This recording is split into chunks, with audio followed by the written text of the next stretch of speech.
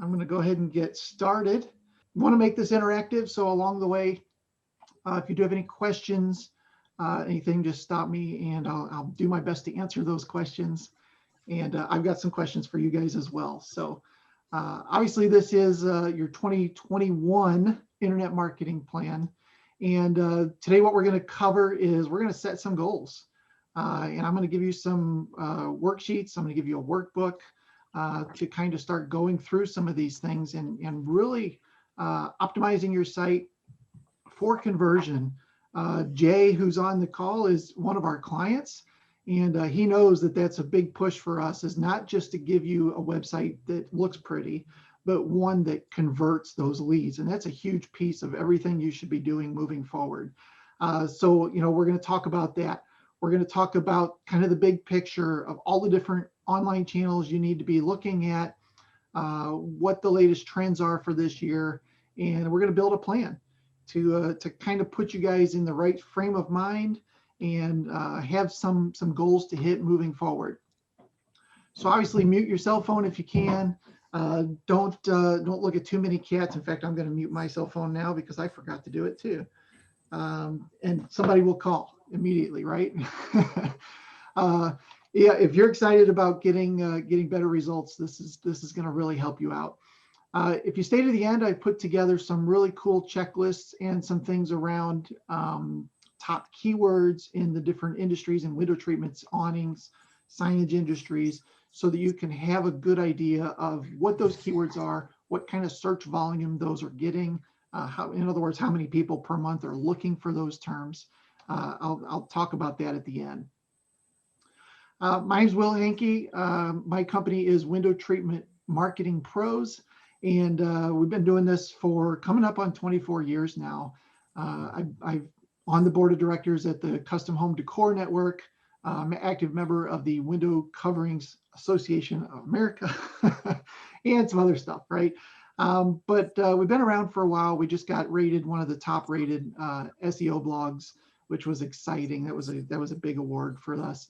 My daughter, Amber, works with me. She does all of our web development type stuff, and when it comes to having people that want to or know how to make something look pretty, she is the one that does that. Also, I have a book. If you have not got a copy of the book yet, Triple Your Window Treatment and Awning Leads, make sure you get that. You can go to wtmarketingpros.com/book, request that. I'll stick one in the mail to you. It's got a whole box of them here just waiting for you. So request that there. We're a veteran-owned company, family-owned company. We have clients all across the country, including my friend Jay, who just joined us. He's in the Denver area. So we specialize really in lead generation through search engine optimization. We do some other things like help with pay-per-click things, social media, things like that as well. But our focus really is getting you to the top of Google, Yahoo, and Bing. So as I said, I wanted to make this interactive. Want to make sure that if we don't leave anything uncovered, if there's a question you have, feel free just to jump in and let me know what that question is, and we'll do that. We'll make sure to get those answered. So let's talk about your 2021 marketing plan. First thing that you need to do is go download the workbook, and you can do that at wtmarketingpros.com/2021-workbook. If somebody could do that, I would appreciate it and let me know that it works. I tried this before and I had a little trouble getting it to pull up, so I just want to make sure that you guys are able to get to it. It should just load straight to a PDF type file. wtmarketingpros.com/2021-workbook.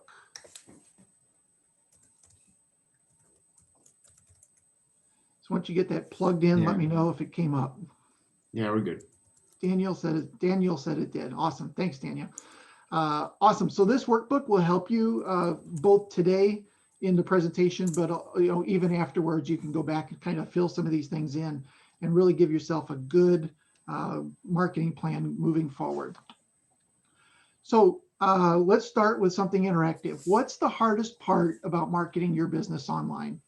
I would love to hear your comments around this.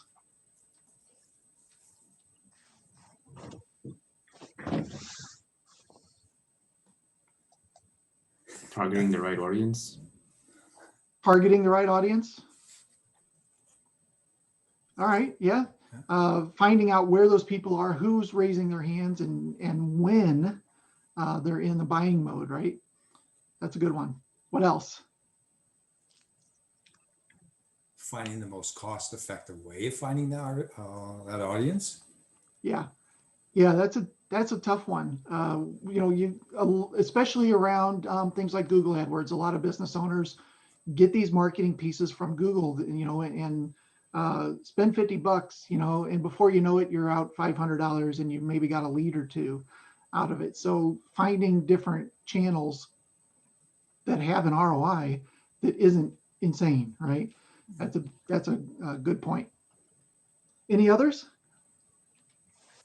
What about, like, it's not directly job online marketing, but it is a push toward that, is you know, they're talking about maybe doing, like, you know, those coroplast or plastic job signs. You just start putting them up in the, you know, new subdivisions or something like that, but they have your website address on it, so people who are building, going and looking around, all of a sudden, oh, we never thought of that, let's look these guys up. Yep. So some offline methods. Offline, yeah. Yeah, of doing it. And those are good. I think the biggest detractor to those, at least for me, is there's no tracking, right? There's no way to track how many people saw it. Same with like a billboard, TV, radio. How many people really saw it? How many people really heard it? Yeah. You know, and being able to track your ROI. I think there's a famous quote. I don't remember who it was, but it was something along the lines of 50% of my marketing is working great. I just don't know which 50%. Right? Yeah. It's a fantastic quote and very, very Very true. Yeah. Yeah. Nice thing about the online stuff is all of it is trackable, right? And we'll talk about that a little bit later on. You can track, you know, you can attach IDs to everything and track them, which is nice. So good. Thank you for sharing. I appreciate it. So really, if you're not able to set clear goals, you're going to have a rough time, you know, in the short term and the long term. And we want to make sure that's not the case this year. We want to help you set some very clear goals. Without those, you know, this is my little lost at sea, although that looks like a really nice place to be right now. You know, it was snowing here yesterday, so, you know, not all bad, but it would be nice to have some wind in your sails, get those clear goals, and really have a direction that you're moving towards. I think that's a huge piece of success for any business. I want to tell you real quick about the study that was done at Harvard. They interviewed one of the graduating classes and just asked them some questions around goals. 84% of the graduating members had no specific goals. 13% had goals, they didn't write them down. 3% had clear written goals and plans to accomplish them. It's funny, when you write those down, it energizes something just immediately to start to put them into place. And you'll see that from the results here. The 13% of the class who had the goals on average were earning twice as much as the 84% who didn't have goals. But even crazier than that, the 3% that had them written down were making 10 times as much as the other 97% put together. There's definitely something to be said around putting those goals down. And along those lines, I think it's important that you have obviously written goals, but you also need to set, you know, some sort of a minimum. That should be a 1-year goal, quarterly goals, but then also monthly goals. We've started meeting with our clients monthly and starting to put some KPIs together, key performance indicators, and some things that say, okay, here's where we are now, here's where we were last month, you know, and what do we need to tweak? What do we need to change? And are these consistent with our 1-year goal, right? Are the things that we're doing moving us towards that big pot of gold, if you will, right? But it's very important that you have some sort of a stopping point to look at those and say, are we still on track towards the bigger goals? So let's set some goals for this year. Here are some things I would like you to think about. Hopefully, maybe you've already been thinking about these since we're a couple weeks into January. What is your revenue target for this coming year, for this year? And then I'm gonna show you how you can break that down to monthly, to your average transaction values, finding out how many leads you need, how many calls that will require. So I want you to go to your browser and put in another URL here, and that's wtmarketingpros.com/worksheet. And I'm going to bounce over there as well. So let's see, it should look like this. Are you guys able to see my screen? It has a spreadsheet. Yes. Awesome. Oh, I'll put the link back up there for you. wtmarketingpros.com/worksheet. So let's go ahead and start filling these fields in. Basically, the first one is the most important. What is your annual revenue goal for this year? So if that number is $1 million, then you don't have to do anything, right? If that number is 750,000, put that in the second spot, and what you'll see is the number below that will change when you hit enter tab. I assume we can change the ticket value as well. Yep. Change your average ticket value. Let's say that's 2,500. And basically what will happen is it will tell you then how many leads you need or how many calls you need to go on in order to hit your goal.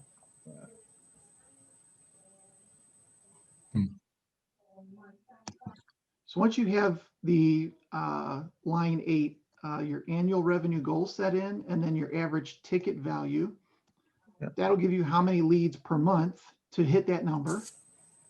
But then down below, the one thing we're going to have to do is we're going to have to say, well, I don't close every single lead that I get, right? That would be fantastic. But so down here, what you need to add in on line 16 is what your average conversion rate is. For, let's say, a startup that we don't have any track record yet to figure this out, is there any maybe input from anybody else who maybe has a little more experience in the type of market we're going for? What kind of maybe average ticket and closing ratio they might have on, like the California type shutter product line? Yep. So specifically around shutters. Yeah.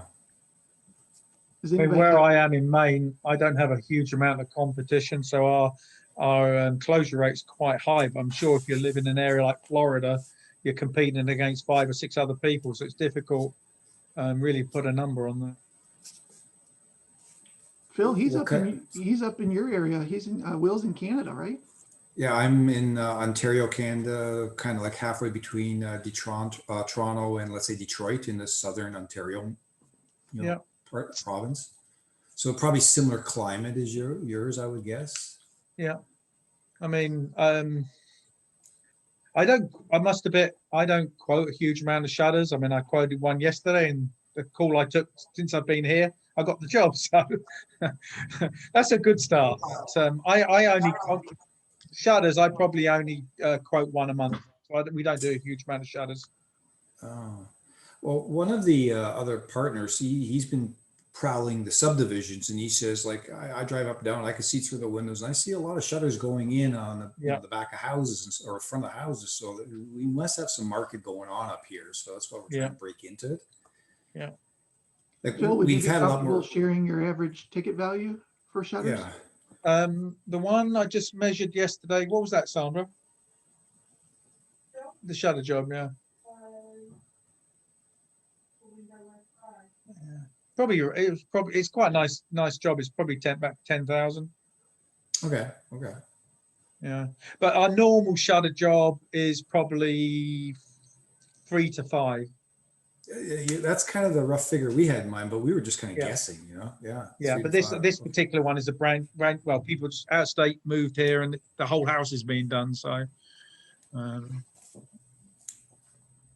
but yeah, okay. I mean, yeah, thanks for that. That kind of confirms our suspicions. Yeah. Awesome. But then if you go to Florida, that you can buy shutters down there, and they're putting them in for $10, $15 a square foot, which is nowhere near my market. I mean, I'm 30, 35, 40 a square foot here, so depending on what they choose. So once you figure out what your conversion rate is, if it's 50%, this is the number. down here in the bottom right. These are the number of leads you need to generate per month, assuming you're going to close half of them in order to kind of work your way up and hit your numbers. Does that make sense to everybody? Yes. All right, if you go down to the bottom to the next tab, there's a couple different tabs down here. So we've also got a tab called budget allocations. And what you'll see is it's pulling in the number that you put in your projected revenue. It's pulling that in. And then we're kind of making some assumptions here. The industry average for marketing budget is, somewhere between 7–15%. So I just plugged in 10 as an average. You might be lower, you might be higher. With a startup, maybe you guys are going to put a little bit extra into that getting forward. But basically what this sheet does is just divides that up into a monthly budget so that you know what you should be expected to spend. And then of course it breaks it down by month as well. I did put 3 different columns here: online, offline, and repeat business. And then how much, when you put that number in, kind of how much you should be expecting to spend on each. Hey, Will, is this being recorded so it's available to kind of rewatch again? Yep. Oh, perfect. Good.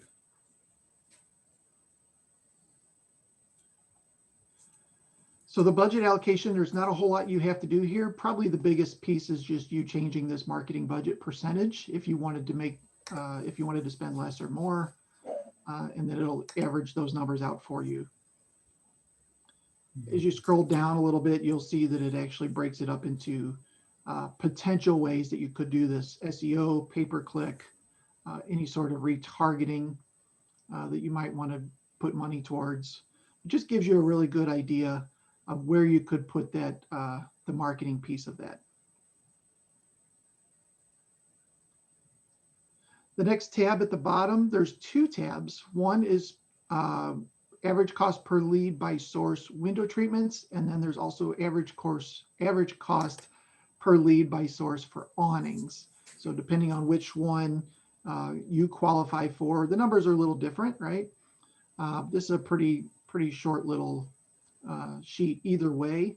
And basically what you're going to want to do here is just see if you're doing awnings, shades, repairs, what you're expecting to spend. And these numbers might be right, they might be a little bit off. If you haven't done any pay-per-click, you might not have a good idea of what that is in your particular area. So somebody like Daniel, who's in New York City, it's going to cost them a little bit more to get a lead from pay-per-click, things like that, than it might be for Phil, who's in Maine and has a huge area with less competition, right?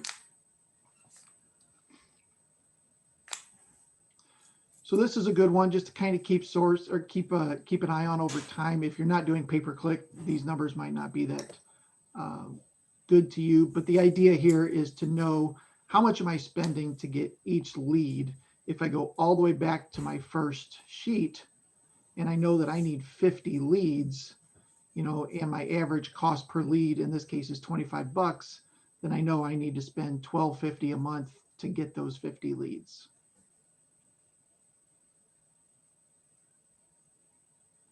The last tab down at the bottom, actually, I think there might be more. There might be 2 more. A marketing calendar. And this is just an idea for you guys to kind of have a little bit extra value, just some ideas on things that you could do throughout the year around all of these different platforms: pay-per-click, email, social media, SEO, and they're kind of tied to events, like we've got April. Maybe do something around spring cleaning.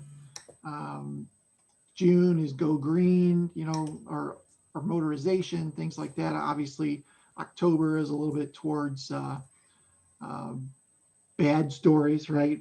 Before and afters that didn't go so well, maybe that you can find online, things like that. And then of course, things around the holidays as well. So just some really good ideas on different ways that you can promote as you go through the year. This is a good little sheet just to kind of go back and reference as the year goes on. And then tied to that, some potential specials that you could run that are tied to those same events. So like spring cleaning, maybe you do 25% off all cleaning if that's something you do, right? 25% off power washing or whatever those kind of maintenance things that people are tending to do early in the year. Any questions about this sheet? No. I know I'm dumping a lot on you guys. I have a question actually. Okay.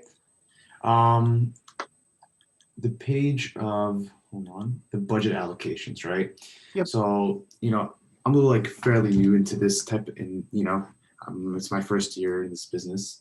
Okay. And as I learned over the past year, how every month, we do tend to see a rise of customers, and then some months, we see, less customers. And obviously there's like certain times of the year, like around Christmas time and the holidays where we start, getting more leads. So my question to you is how, like I understand that this is allocating the different budgets every monthly, but I see it's all equal. Wouldn't it make sense around, the October, November time to start putting more money into advertising for the holiday season? And, also, for spring cleaning around, the March time, where spring is, beginning. So I just want to hear your opinion on that. Yeah, I totally agree. When I made this sheet, obviously it just divides by 12 and does it kind of a blanket across the board. But it would be good to kind of mess with these numbers. And I think if you start to mess with these, it's gonna break the whole sheet, right? If you start breaking them in, because it's gonna break the formulas that are behind it. Yeah. But I think I think that'd be good. That'd be something good to do. Maybe something around the marketing calendar, or something where you say, okay, maybe it's here. We want to do a plus 5%, and then work backwards from this and say we want to add extra budget, these times of year. I think that might be a good exercise too. Is there some extra budget you want to add in certain months, and then kind of tie that into this sheet? Obviously, it's not built that way right now. Yeah. But I love that idea. That's pretty smart. We have clients that do this huge push in October until November 15th, and then they're done, right, until January 1. Yeah. So yeah, really, I mean, December for them is a zero when it comes to any sort of paid ads, anything like that. So yeah, thanks for bringing that up. I'll actually play with this and see if there's a way to kind of add budget one month, pull it off another month, and really kind of start tweaking those numbers a little better. Sure. Yeah, in Colorado, we're very slow this time of year. So we got 3 months off every year, it seems like. Yeah. Actually, 4. Yeah. And the other side of this too is those 3 months that you have off could be, as in your case, what you did do is this is a really good time to start making a push towards spring, right? When spring hits, we're going to be in a pretty good spot. So it's not always just pulling those numbers back to zero during those 3 months. Maybe it's the opposite, right? Or just putting that effort towards something different. Well, normally this time of year we do home shows, but they stopped all those in Denver because of virus. And those home shows take a pretty good budget, I guess, right? Yeah, but you know what? Get your name out there. People see you. Oh, I seen you at the home show last year. You don't set a lot of leads at home shows, but people name recognition, So and it's very pricey. Yeah, they can be. So, all right. Hopefully everybody was able to kind of get some numbers plugged in and give you kind of an idea of where you want to be for this year. Let's see. All right. I think I actually went through a lot of this. So let's see. All right, here we go. So as I mentioned in some of the emails you probably saw, there are really 3 pieces to business success. There's the message, the market, and the media. Having these three pieces in place and part of your 2021 plan is really going to help. So I'm going to go through each one of these and give you a little explanation. First of all, the market, or who.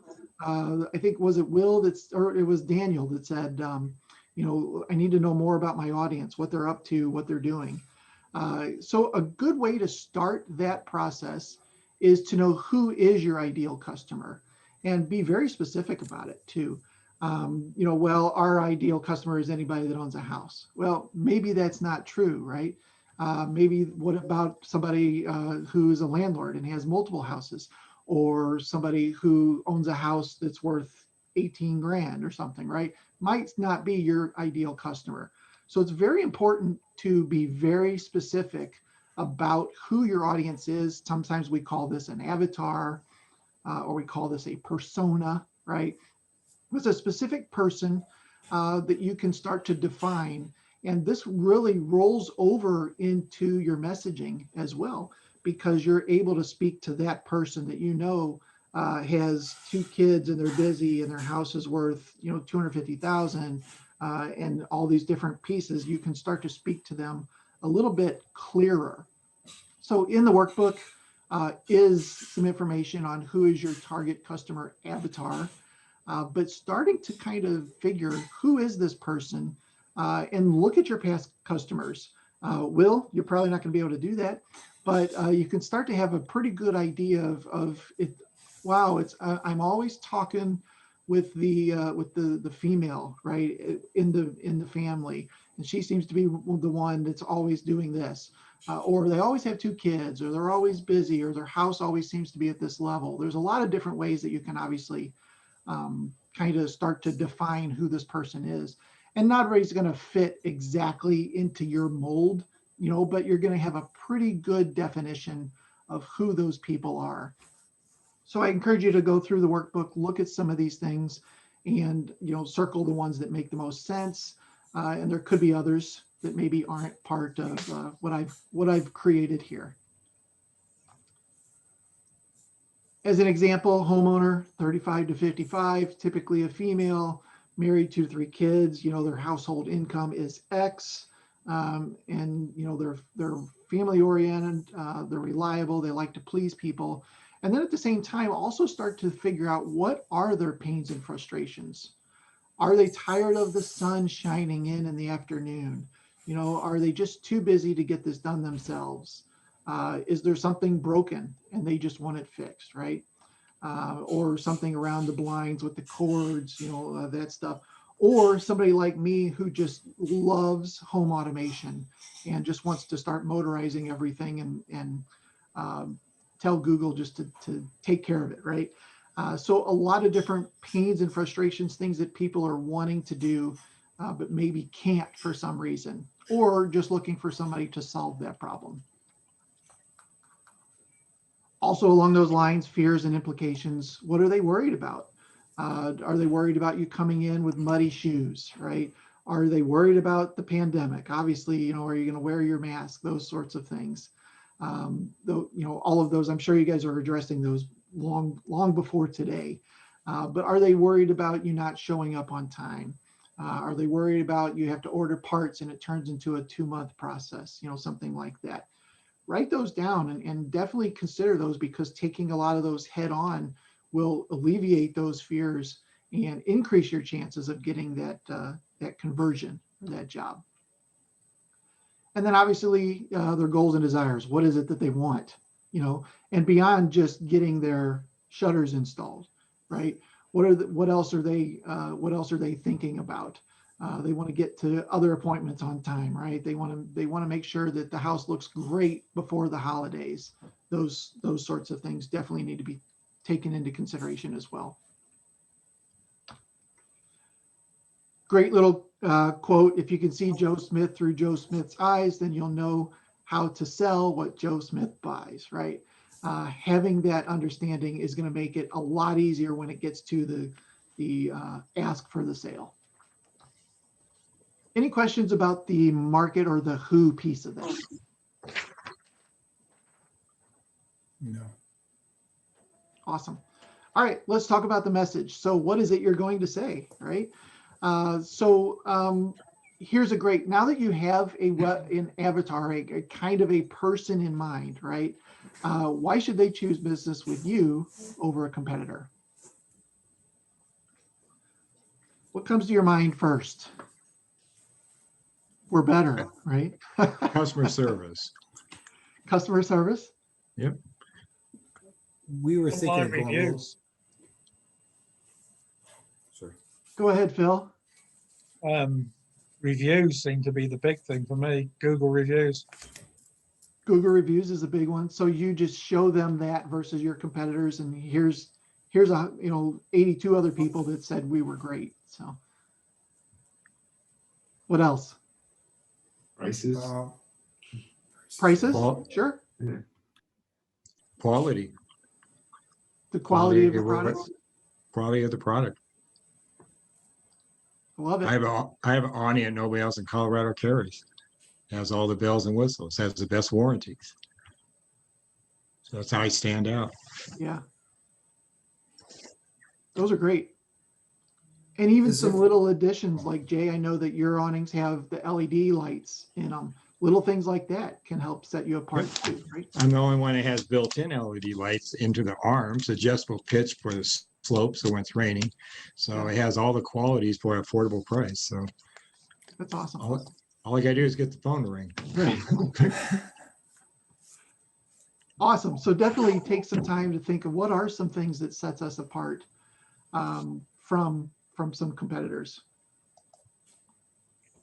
And it could be all the way through follow through. Do you follow up halfway through the project? Do you follow up at the end of the project? What kind of things related to that as well? What benefits do you offer to your target avatar that they will resonate with? Such as, we always wear our mask, we're always on time. What kind of things like that can you talk about? And it's important here to talk about benefits and not features. So whereas a feature might be the cool LED lights on the awning, what is a benefit of that? Well, you don't have to put up extra lights on the deck. These are low voltage things, things around that kind of stuff. And then the last one is pain points, which we talked about. What are some of those pain points that you can poke at and say, are you frustrated with awning companies that don't offer LED lights? I'm just kind of making something up, right?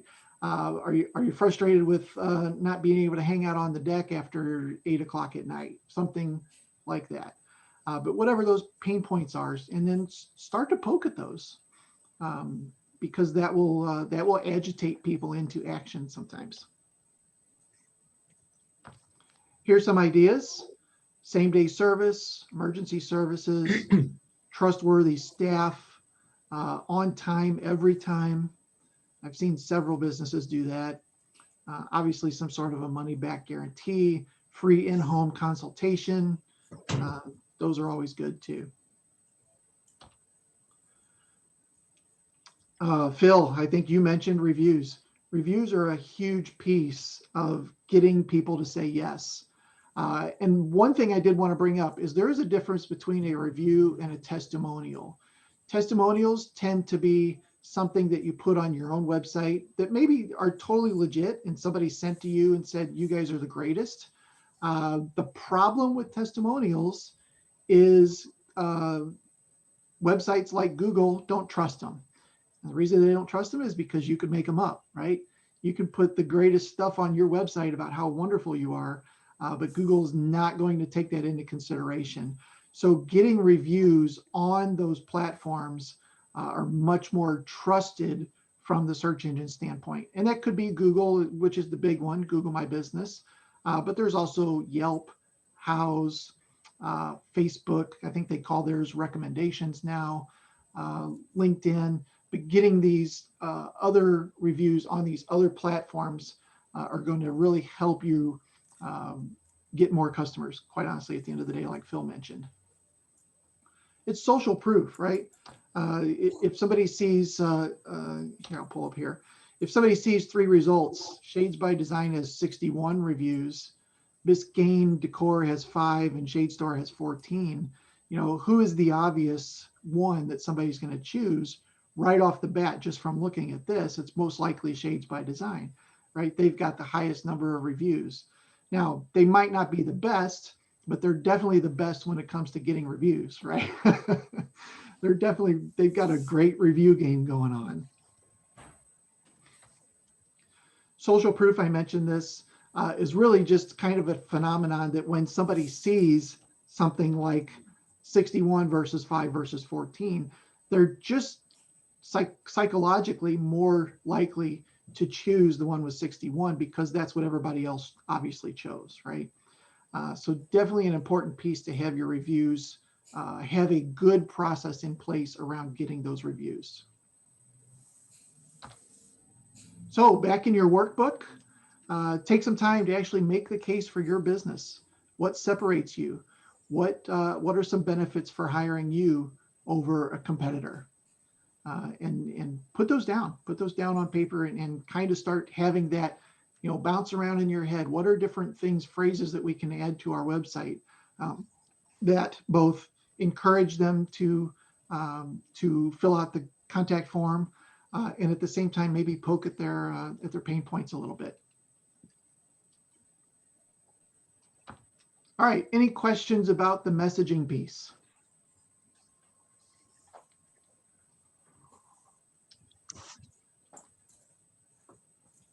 All right, let's press on to the media. So now that we know who we're going to talk to, what we're going to say, let's figure out how are we going to say it, right? We need to know how to get the word out. So obviously, something that's very important here is your website really is the hub. There are a lot of other things you can do. You can do social media. You can be a YouTuber. You can get on Instagram. All of these other platforms. At the end of the day, the purpose of those really is to push people to your site, right? To fill out a form, to pick up the phone, to contact you in some way. And you need to look at it with your website being the hub of all of that data and maybe noise, if you want to call it that, right? Getting your website to convert to the next step. So having an obvious next step, very much a piece of this. Here's a screenshot from a company called Sunshine Drapery. And they've got a couple different what we call calls to actions here. They've got the bright orange button, right? Schedule a complimentary appointment right off the bat. They've got the phone number right above there. So somebody can pick up the phone and call if they're interested. And if you scroll down a little bit more, there's going to be another call to action, some sort of a window that pops up. So at no point during a visit to this company are you not going to have some sort of a call to action in front of you. Very important to have that. One thing when I'm always looking at awning and window treatment websites, a lot of them don't have what we call a sticky header. And that is as you scroll down the page that the navigation stays up there and the phone number stays up there. That's an easy one, right? You get halfway down the page and you see these great pictures or some verbiage about their products. But then if you decide at that moment to contact them, there's no way to do so. You got to scroll back up or scroll down or click the contact us button. So just having that sticky header with that phone number always there is a great way to get started. I did write an article about this, by the way, wtmarketingpros.com/CTA if you want to learn more about calls to action, why they're very important to the success of your website. Another piece of this is a lead magnet. So a lot of our clients have a design guide or some downloadable that they can actually offer to potential customers in exchange typically for an email address. These are very important for the tire kickers, for the people that are in shopping mode and not necessarily in purchase mode. There are people out there that are just looking, okay, well, what if we get some shutters, right? What would that be like? And those people are not in purchase mode. They're not going to fill out your contact form. So having something on the site that says, hey, download this. Here are 7 things you need to consider before purchasing shutters. Something like that would be fantastic, because they get that piece of content and they look through, oh, I didn't even think about that, right? Oh, I didn't even know about that. Or they just feel more educated. And of course, the download that they got has your logo, your phone number on it, right? And you got their email address, so you can put them into your monthly drip campaigns, things of that sort, when you're reaching out to them, just to kind of stay top of mind. And there's something, again, psychologically that happens when you give somebody something of value of yours, like your email address. Do you get something in value back? Did I give them, let's say I think my email is worth $10 to a company. Did they give me $20 in value back? Did they save me money because of those 7 tips, something like that? So it's not just having something out there that they can download. It's something of value that is going to be more in value in their minds than whatever they think their email address is worth. Here's an example of Sunshine. They have a free design guide. I mentioned that as well. And then, are there tracking mechanisms in place? So do you have your Google Analytics set up so that when somebody does visit your website from any of these other platforms, are you able to track them? Same thing for calls. When somebody comes to your website, picks up the phone and calls you, is there a tracking method in place to know that that phone call was generated because they visited the website? Very important to have that call tracking piece in place as well. And then, are you tracking your KPIs or your key performance indicators? Do you have some sort of a platform that says, you know what, we did get 22 leads last month, we closed 18 of those, in kind of that worksheet that I have there, is there some living document, or in this case, our product, which is the lead boomerang tool, that keeps track of every opportunity that comes in, and then did you close that? How many of those did you close? What is your conversion rate over time? For where are people in the funnel even? Are they at the top? Are they ready to, at the bottom, are they ready to buy? Those kind of things. Something you can also set up in Google Analytics is goals. These are really cool. So you can set up anytime, in this case, thank you. Let's say somebody signs up to download your design guide. You can set up a thank you page specifically for that design guide. And then what you can do in Google Analytics is say every time somebody hits this page, count that as a checkbox or a 1, right? And then you can start to see over time how many people are downloading your design guide. And is that percentage of visitors going up each month or down? How many people are getting that design guide? Same thing for your contact us form. Same thing for your set an appointment. All of those things, even your phone calls. You can actually set up a goal in analytics to track every phone call that comes in from your website. Are we getting, did we get 20 phone calls this month and 25 the next month? You can start to see those in kind of a graphic format each month to know what those key performance indicators are. Obviously, Google Analytics, I've mentioned a couple times now, fantastic way to really kind of get some good ideas on what your website is doing and start to dive into some of these numbers. I've done a training every year. You can find that training on wtmarketingpros.com/training. We actually have one on Google Analytics that shows you some of the different things to look for. And a lot of people log into analytics and they're like, yeah, looks really good. I don't know what it means, but it sure looks good, right? And then they log out because they have no idea, right? So that training will give you some ideas of some things that you can look at. Also, call tracking, I mentioned this. Make sure that you're tracking all of the phone calls specifically from your website. And for our clients, we also set up call tracking for their Google My Business profile, a special phone number specifically for that, which is huge for mobile devices. A lot of people are searching on mobile. They're looking at that Google, what they call the 3-pack, a map pack, and they're making a choice specifically from that. A lot of people will click that call button straight from there. So it's important that you're tracking that as well. They may never get to your website. They may just call straight from there. So you need to make sure that that is being tracked as well. Is that a service that's available also in Canada with local numbers, or is it a 1-800 number, or how's that work? Yep. You can do any of those numbers. Yeah. And Okay. that's a service that we have through our Lead Boomerang product. And if you just want to reach out to me afterwards, I can give you a little more of that. Very, very cool product, and really cool to be able to see where people are calling in from, and did they turn into a lead? How many people called and turned into leads, things like that. Okay. So let's do a little exercise here. Pull up your website. So pull up the browser, go to your website, and then here's what I want you to do. I want you to click 3 random links in a row. So go to a product page, go to some page, click 2 or 3 links, scroll halfway down, and then look and see if you have a call to action at that particular point, or perhaps your phone number, or some way. Let's say that you're a customer and you've decided to buy from yourself. Is there an obvious next step? Sorry.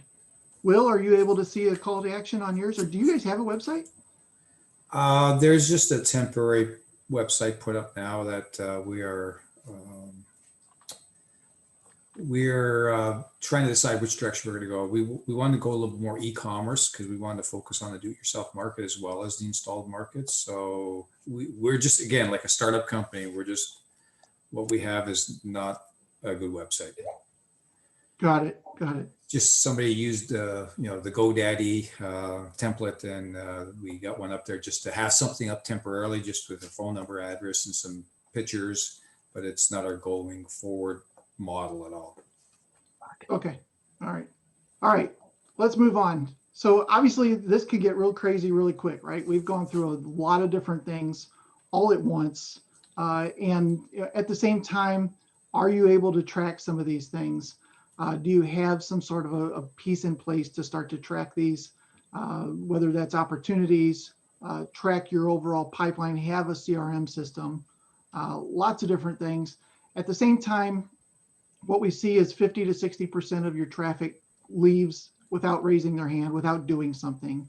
And a lot of times the web forms just fail to convert. What we've found is that leads that are not followed up within 15 minutes tend to go cold pretty quickly. If any of you are ever using something like Home Advisor, where they're giving that lead out to 10 different competitors, if you're not the first one to raise your hand and talk to that customer, you're probably not going to get that lead, right? At the same Shouldn't time, be saying that word, Home Advisor. Sorry, what was that? I said you shouldn't be bringing Home Advisor up. Yeah. Yeah, don't go to Home Advisor. Yeah. One of the most corrupt companies out, but that's another story. Yeah. Yeah. I almost signed up for them this year, but I tried 2 years ago and I realized how bad they were. So there's no way. Now they own Angie's List, so yeah. But you can't get off of there. I mean, once you join Angie, Angie's List, then they bought Home Advisor, right? I think it was the other way around, wasn't it? I don't know, but I'm on. I mean, I have good reviews on Angie's List, but I do not belong to Home Advisor. Yeah, I've had too many horror stories. Yeah. Good feedback. Right. So what we found is there's 2 pieces to this. The longer it goes in minutes between the time that you reach out to a customer, decreases your opportunity to convert that client.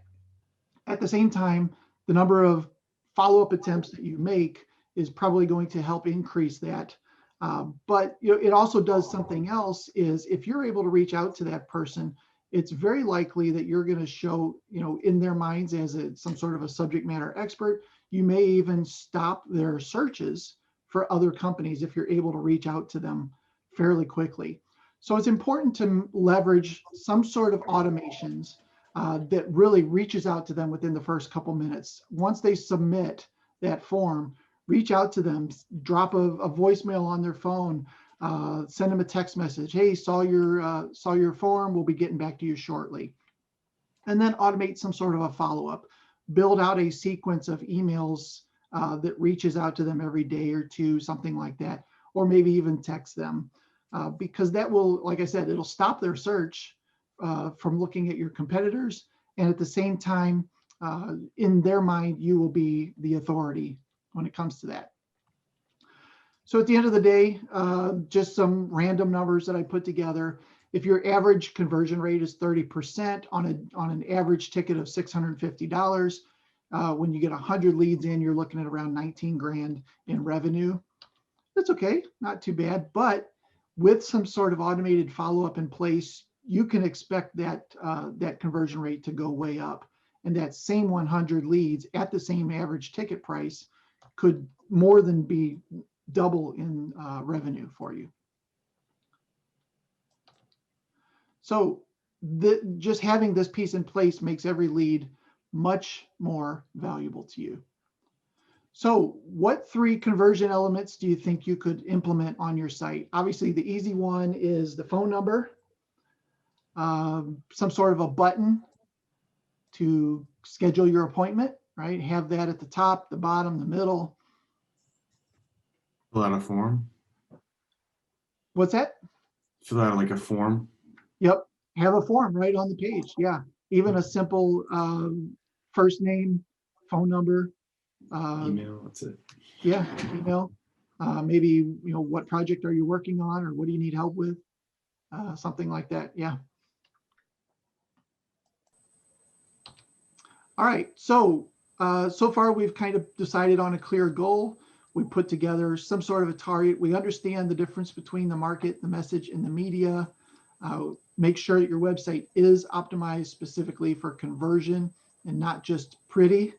And then you have all those tracking items in place to make sure that all the stuff you're doing is working, right? So give me a couple things. What did you guys learn? What is some sort of a takeaway that you had from today? I think putting an ad on my websites, I mean, a sale would work too. I know. Sale specials, yeah. Yeah, it's special, like free wireless wind sensor, Yep. winter sale or winter special or something like that. I've never had anything like that on my website. A lot of our clients do that, and the pattern that we've seen is they'll do, let's say they do a January sale, and then what they'll do is they'll do Change it. sale extended, at the end of January through March or Sure. through February. So then what they have to do is they just come up to you with 6 different sales throughout the year, and then always use that second month as kind of a last chance way to do it. So that's great. Yeah. What I other have a takeaways? question. Oh, I was going to say, I have a question. If we want to try marketing where we don't use the sale angle all the time, because coming from our background, being in the window business before, all the manufacturers or all the window installers always have these big sales, and after a while, it's just not believable anymore. Yep. So we were just trying to come up with more of our everyday price is our sale price. Our sale price is every day. But then we need a call to action. So we're just trying to think of what could be something that doesn't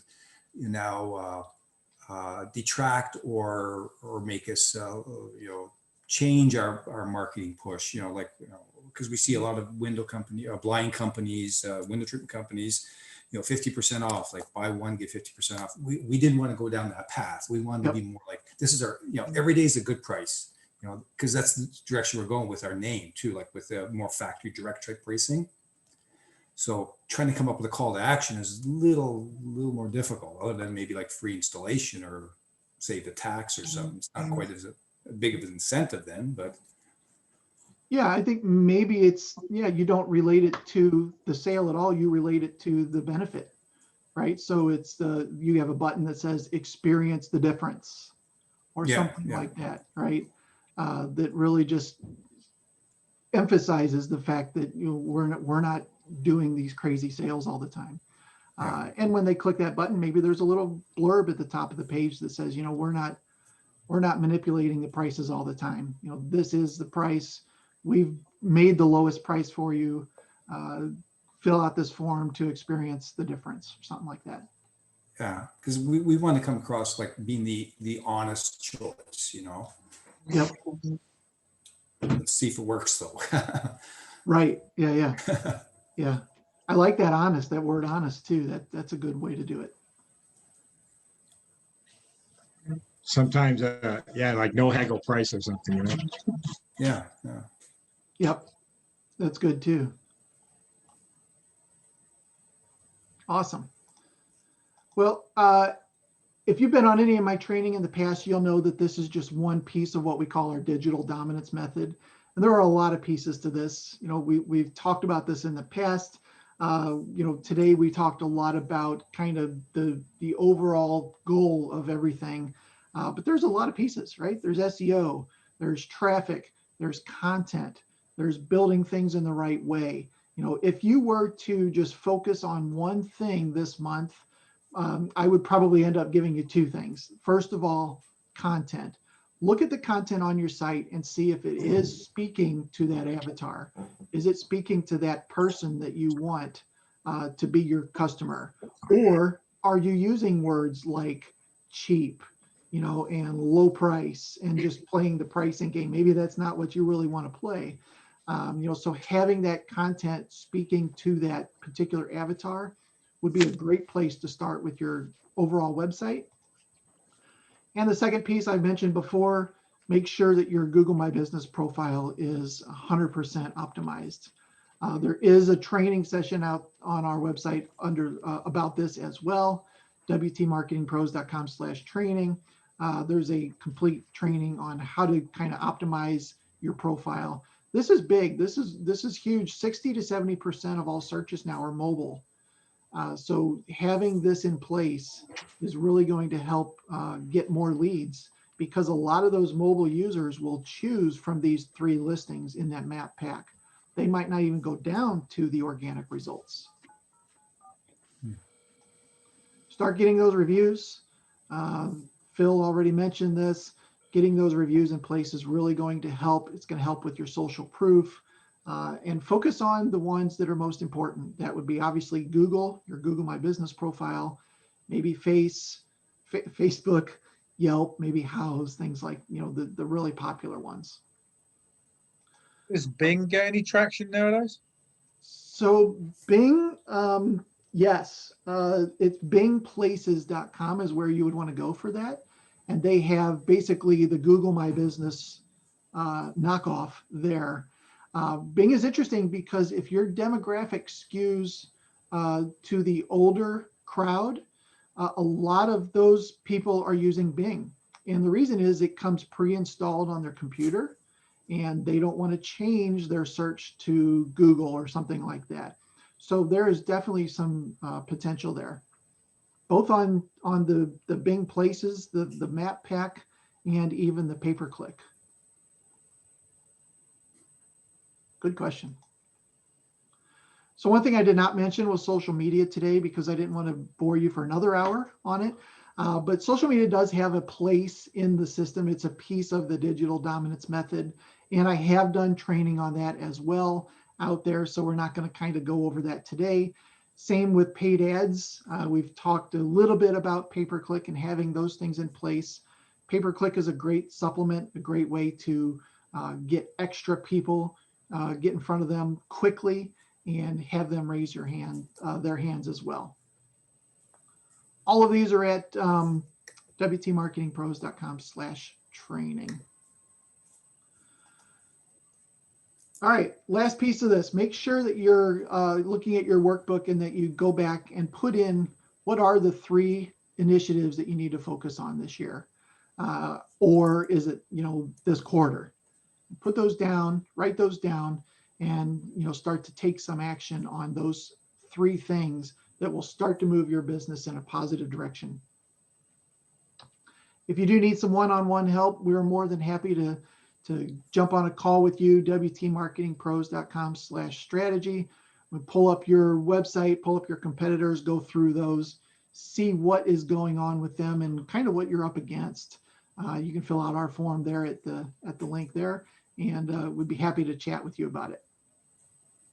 So one last piece, quick recap. We talked about clear goals. We talked about the market, the message, and the media. Talked about calls to action.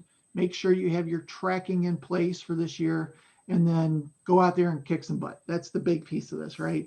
But you've got a great kind of plan in place. So 2021 checklist is at wtmarketingpros.com/2021-checklist. That has a lot of the pieces that we talked about today, but it's actually a list you can go through and check mark and make sure that you're getting all those things one at a time, knocking those out, and making your website just a little bit better. Also, keywords. This is straight from our SEO tool that we use. We just pulled in the top window treatment, awning keywords, signage keywords, wtmarketingpros.com/keywords. You don't have to plug in your email, anything like that. There's links there directly to those documents. This will give you a good idea of what you should be focusing on. Will, if you want me to run one specifically on shutters, just shoot me an email. Be happy to do that for you too. Oh, great. Thanks. All right, that's it for today. I hope you guys enjoyed it. I hope you guys got some good pointers on everything we went through. Again, if you want to chat, wtmarketingpros.com/strategy is where you would do that. And any last questions before we wrap up? No. Are you sending out a link so we could rewatch this again? Yep. So the processing Okay. takes a little while, and probably what I'll do is I'll put it up on the website and on our YouTube page. And this time tomorrow, it'll probably go out to the email as well. Oh, okay. Perfect. Great. Thank you. All right. Awesome. I'll see. Appreciate your time today. Hope you all have a great day. You too. So- Thanks for the webinar. It was All really right. good. Thanks. You bet. Bye-bye. Okay, bye.